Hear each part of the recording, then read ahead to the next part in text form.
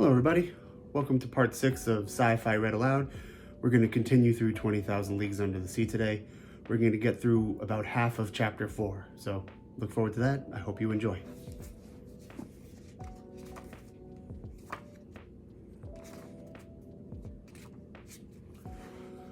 Okay. Chapter 4, Ned Land. Captain Farragut was a good seaman, worthy of the frigate he commanded.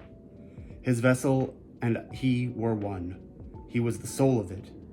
On the question of the cetacean, there was no doubt in his mind, and he would not allow the existence of the animal to be disputed on board.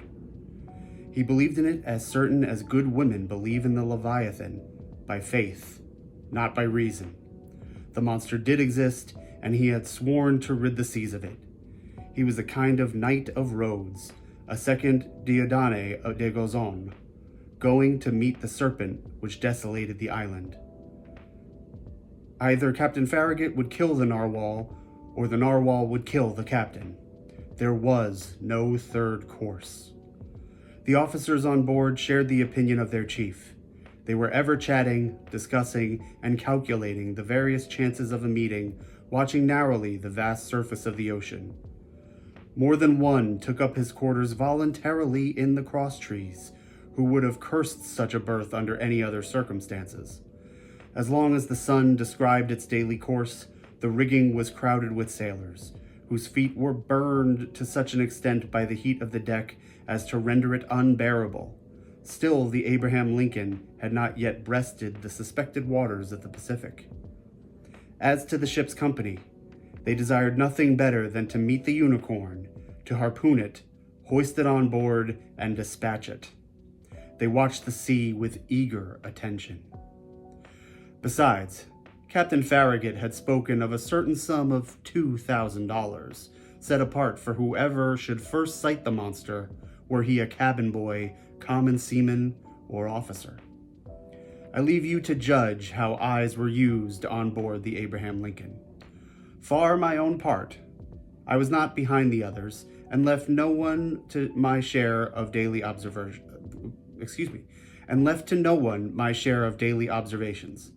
The frigate might have been called the Argus for 100 reasons. Only one among us, Conseil, seemed to protest by his indifference against the question which so interested us all, and seemed to be out of keeping with the general enthusiasm on board. I have said that Captain Farragut had carefully provided his ship with every apparatus for catching the gigantic cetacean. No whaler had ever been better armed. We possessed every known engine, from the harpoon thrown by hand to the barbed arrows of the blunderbuss and the explosive balls of the duck gun. On the forecastle lay the perfection of a breech loading gun, very thick at the breech and very narrow in the bore, the model of which had been in the exhibition of 1867. This precious weapon of American origin could throw with ease a conical projectile of 9 pounds to a mean distance of 10 miles. Thus, the Abraham Lincoln wanted for no means of destruction, and what was better still, she had on board Ned Land, the Prince of Harpooners. Ned Land was a Canadian with an uncommon quickness of hand, and who knew no equal in his dangerous occupation. Skill, coolness, audacity, and cunning he possessed in a superior degree, and it must be a cunning whale or a singularly cute cachalot to escape the stroke of his harpoon. Ned Land was about 40 years of age. He was a tall man, more than 6 feet high, strongly built, grave and taciturn, occasionally violent, and very passionate when contradicted. His person attracted attention, but above all the boldness of his look, which gave a singular expression on his face. Who calls himself Canadian calls himself French, and little communicative as Ned Land was, I must admit that he took a certain liking for me. My nationality drew him to me, no doubt. It was an opportunity for him to talk, for me to hear, that old language of Rabelais, which is still in use in some Canadian provinces. The harpooner's family was originally from Quebec, and was already a tribe of hardy fishermen when this town belonged to France. Little by little, Ned Land acquired a taste for chatting and loved to hear the recital of his adventures in the polar seas. He related his fishing and his combats with natural poetry of expression. His recital took the form of an epic poem, and I seemed to be listening to a Canadian Homer singing the Iliad of the regions of the north. I am portraying this hardy companion as I really knew him. We are old friends now, united in that unchangeable friendship which is born and cemented amid extreme dangers. Ah, brave Ned, I ask no more than to live 100 years longer, and that I may have more time to dwell the longer in your memory. Now, what was Ned Land's opinion on the question of the marine monster? I must admit that he did not believe in the unicorn, and was the only one on board who did not share that universal conviction. He even avoided the subject, which I one day thought it my duty to press upon him.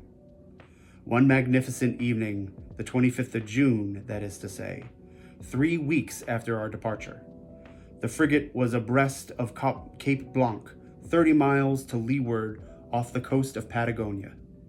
We had crossed the Tropic of Capricorn, and the Straits of Magellan opened less than 7 miles to the south. Before 8 days were over, the Abraham Lincoln would be plowing the waters of the Pacific. Seated on top the poop, Ned Land and I were chatting of one thing and another as we looked at this mysterious sea, whose great depths had up to this time been inaccessible to the eyes of man. I naturally led up the conversation to the giant unicorn and examined the various chances of success or failure of the expedition. But seeing that Ned Land let me speak without saying too much himself, I pressed him more closely. "Well, Ned," said I, "is it possible that you are not convinced of the existence of this cetacean that we are following? Have you any particular reason for being so incredulous?" The harpooner looked at me fixedly for some moments before answering, struck his broad forehead with his hand, a habit of his, as if to collect himself, and said at last, "Perhaps I have, Mr. Aronnax." I'll see you all tomorrow. Thank you, everyone.